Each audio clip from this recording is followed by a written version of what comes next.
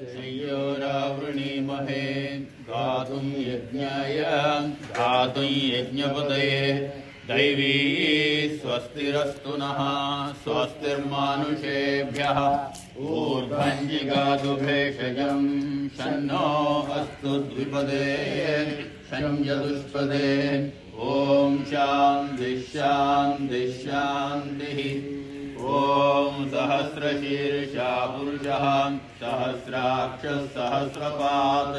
स भूमिं विश्वतो भूत्वा अत्यतिष्ठद्दशाङ्गुलं पुरुष एवेदगुं सर्वं यद्भूतं यच्च भव्यम् उदामृतत्वस्येषानः यदन्नेनातिरोहति एतावानस्य महिमा अतो ज्यायागश्च पूरुषः पादोऽस्य विश्वा भूतानि